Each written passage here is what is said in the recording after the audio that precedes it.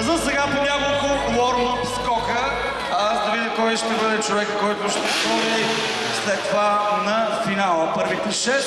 За сега warm-up скокове. Това вече някъде около 6:40.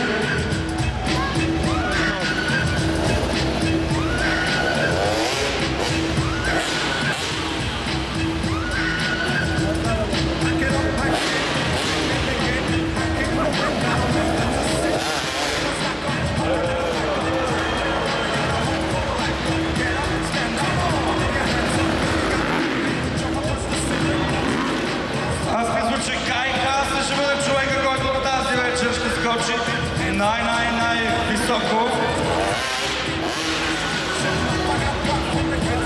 Бригадата откъде трябваше да поздравя?